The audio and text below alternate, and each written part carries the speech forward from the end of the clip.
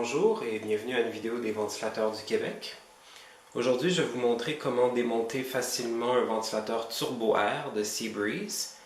À titre indicatif, le modèle qu'on voit ici date approximativement du début des années 2000. Donc j'ai remarqué qu'il y a beaucoup de gens qui ont de la difficulté apparemment à démonter ces ventilateurs pour les nettoyer. Notamment à l'époque où Canadian Tire vendait ce ventilateur-là, on pouvait lire dans les commentaires sur le site de Canadian Tire que beaucoup de gens se plaignaient que ce ventilateur était difficile à démonter, voire même peut-être impossible, ou que si on le démontait, en même temps on n'avait pas le choix de le briser.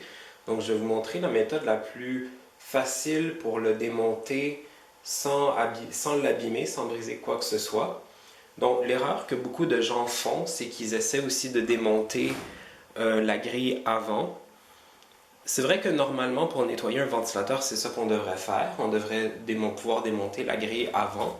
Mais dans ce cas-ci, moi je vous dirais, ne vous préoccupez même pas de la grille avant. Ne démontez même pas, essayez même pas de la démonter. Moi, je pense que je ne l'ai jamais fait et j'ai toujours été quand même capable de le nettoyer. Je vais vous montrer comment je peux le faire. Donc, laissez tomber la grille avant, ne démontez pas la grille avant, tournez-le plutôt par en arrière. Et c'est là qu'on a notre accessibilité aux pales et même à la grille avant. Cette grille arrière-là se démonte beaucoup plus facilement que la grille avant. Et une fois enlevé, on peut nettoyer très facilement les pales et on peut même aller nettoyer au travers des pales la grille avant. Donc je vais vous montrer comment. Donc la manière qu'on peut démonter la grille arrière, c'est par ici. Les fixations sont ici, il y en a plusieurs, un peu partout. Tout le tour, il y en a. Donc c'est ces fixations-là qui nous intéressent. Donc elles sont accrochées dans la structure du ventilateur. Il y en a plusieurs tout le tour. Et c'est ça qu'il faut démonter. Donc je vous dirais de commencer par celui qui est complètement en haut. Habituellement, c'est le plus facile à enlever. Vous pouvez utiliser un tournevis à tête plate pour vous aider. Mais moi, habituellement, je le fais uniquement avec mes mains.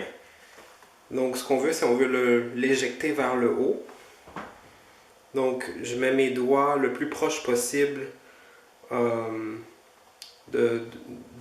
petit bras ici qu'on veut éjecter. Et là, je vais pousser vers le haut. Et voilà. Là, il est éjecté. Une fois que le premier est fait, les autres sont beaucoup plus faciles. C'est toujours le premier qui est le plus difficile. Et voilà. Le troisième ici.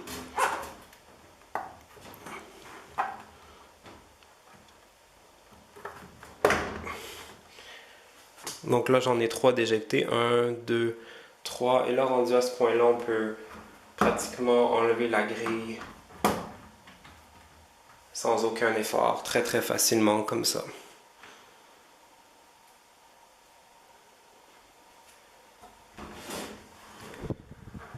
Donc vous pouvez voir que les points d'ancrage sont là et c'est agrippé par l'intérieur. Donc c'est cette petite partie-là ici qui s'agrippe dans chacun de ces trous-là. Une fois que vous avez la grille arrière enlevée, là vous pouvez très bien nettoyer les pales. Évidemment, vous pouvez nettoyer cette grille-là et vous pouvez aller au travers des pales nettoyer la grille avant. Je ne sais pas si c'est pareil sur tous les modèles, mais sur le mien, le cône au milieu, il peut s'enlever. Et voilà, on fait juste tourner en tirant vers soi. Donc ça, c'est si vous voudriez, admettons, démonter les pales complètement. Moi, je ne vais pas le faire parce que c'est pour un nettoyage, surtout pour un nettoyage léger, c'est vraiment pas nécessaire de démonter les pales sur ce modèle. Mais si on voulait démonter les pales, c'est de cette manière-là qu'il faut le faire. Donc en démontant cette vis-là ici. Au fond, ici, on voit le moteur derrière. Bon, moi, le mien, il est vraiment pas très très sale. Donc ça ne sera pas nécessaire pour moi, mais si vous démontez cette partie-là et que vous voyez ici, il y a plein de poussière de logés à l'intérieur, ben là, ça serait une très bonne idée de passer l'aspirateur au fond là, avec un aspirateur avec un bout en forme de biseau pour aller déloger la poussière logée au fond. Et aussi, si vous voulez huiler votre ventilateur, ce serait de cette manière-là pour qu'on peut huiler les roulements à billes en enlevant le cône. Là, c'est là qu'on peut... c'est de cette manière-là qu'on pourrait le huiler. Donc moi, je vais juste nettoyer les pales. Donc comme vous pouvez voir, le mien, il est vraiment pas très très sale. Un peu quand même, là, il y a un petit peu de poussière, mais justement, vu que je le fais régulièrement, il n'y a pas le temps de devenir très très poussiéreux là, quand même.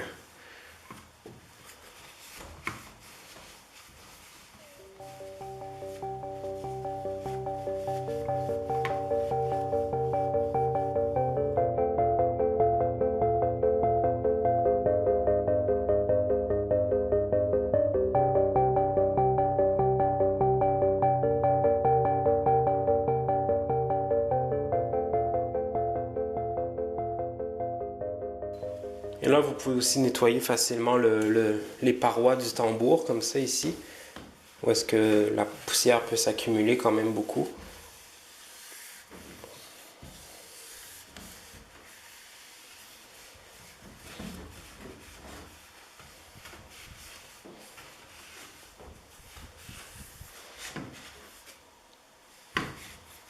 Vu que c'est un design assez particulier, qui ressemble un peu à un moteur d'avion, évidemment, c'est ça qui le rend si performant. Il y a beaucoup de surfaces où est-ce que la poussière peut s'accumuler, notamment ici, là, sur ces rainures-là, ces petits montants-là ici.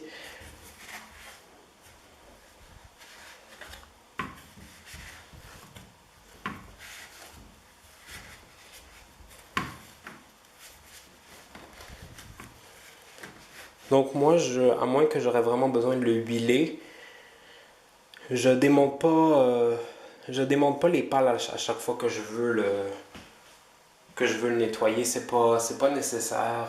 Ça serait seulement peut-être si j'avais besoin de le huiler un jour que je ferais ça.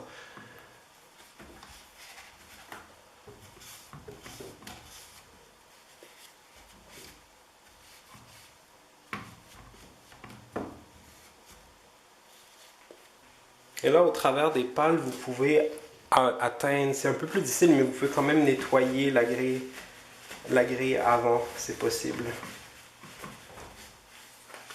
Au lieu de risquer de la briser ou de ne plus être capable de la remettre, moi j'aime mieux faire de cette manière-là. Peut-être ça nettoie un peu moins bien, mais vous pouvez quand même enlever le gros de la saleté. Ici, il est vraiment très très poussiéreux, très sale. C'est sûr, ça va déjà beaucoup aider.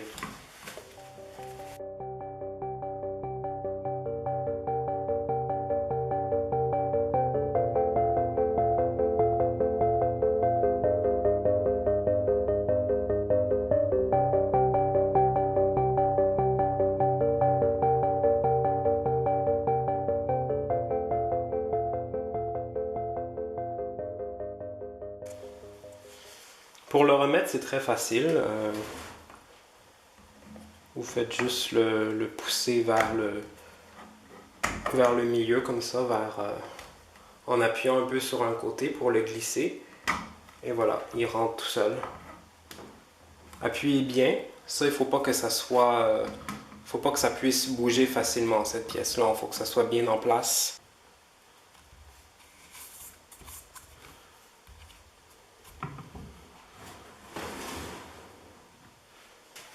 Donc votre grille arrière, vous pouvez complètement la mouiller, ça, il n'y a pas de problème. Évidemment, il n'y a rien d'électrique là-dessus.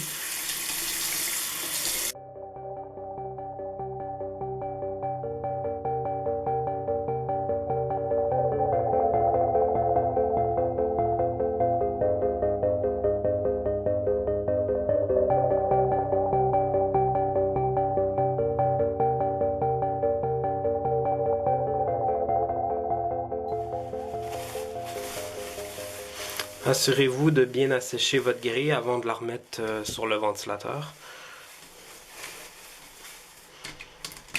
Avant de réutiliser votre ventilateur, tout doit être sec. Il ne doit plus rien avoir de mouillé.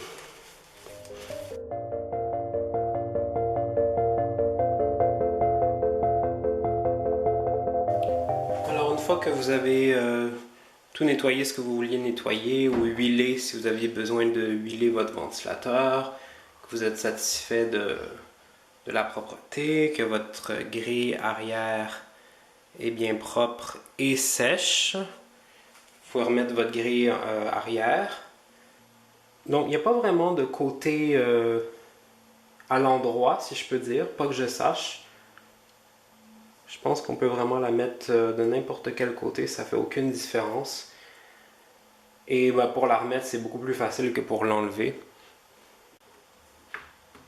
Donc vous rentrez les petits bouts dans les trous. Dans chacun des trous.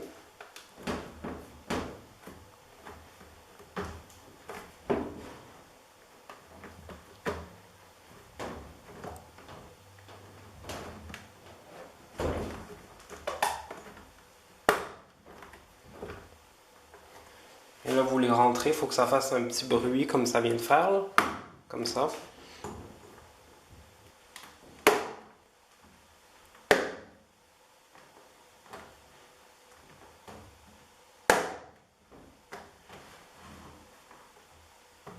Et voilà, votre grille est remise. Assurez-vous qu'elle tient bien en place. Essayez de tirer vers vous, juste pour être sûr qu'elle est bien placée, comme ça. Et elle devrait aussi, si elle ne bouge pas, c'est qu'elle est bien mise. Normalement, c'est supposé de faire le petit bruit, le petit paf à chaque fois que vous rentrez un des bouts dans les trous, mais ça ne le fait pas tout le temps. Vous pouvez maintenant rebrancher votre ventilateur et l'utiliser à nouveau.